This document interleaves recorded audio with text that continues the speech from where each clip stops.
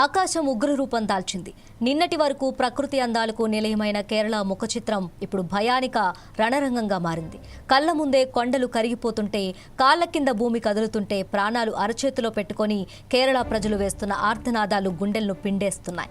ఎడతెరిపిలేని వర్షాలు, ఊహించని వరదలతో వైనాడ్ జిల్లా మరోసారి ప్రకృతి కన్నెరకు విలవిల్లాడిపోయింది.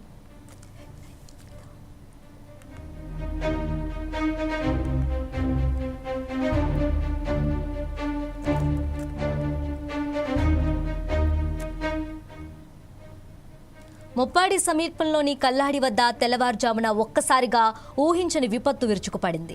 వైనాడ్ టన్నెల్ ప్రాజెక్ట్ నిర్మాణ స్థలంలో కొండచర్యలు భారీగా విరిగిపడ్డాయి. మీనాక్షి వంతెన సమీపంలో ఉన్న మట్టి బండరాళ్లు ఉవ్వెత్తున కిందకి దూసుకురావడంతో అక్కడి కార్మికుల నివాసాలు, వాహనాలు క్షణాల్లో శిథిలాల కింద సమాధి అయిపోయాయి. కొండచర్యలు విరిగిపడుతున్న సమయంలో వచ్చిన ఆ భీకర శబ్దం, ఆ దృశ్యాలు చూసి స్థానికులు భయంతో వణికిపోయారు. ఏం జరుగుతుందో తెలిసేలోపే సర్వస్వం కొట్టుకుపోయిందంటూ ప్రత్యక్ష సాక్షులు కన్నీరు మున్నీరవుతున్నారు.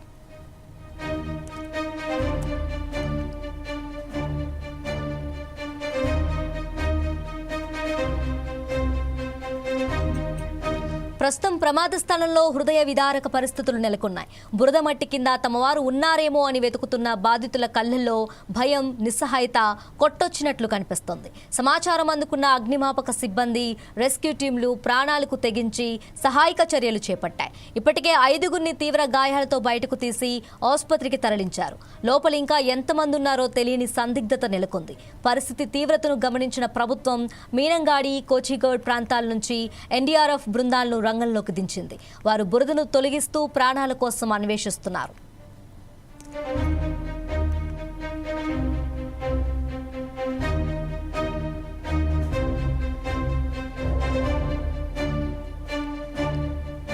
ఒక్క వైనాడ్ మాత్రమే కాదు, కేరళలోని పలు జిల్లాలు ఇప్పుడు వరద గుప్పిట్లో చిక్కుకున్నాయి.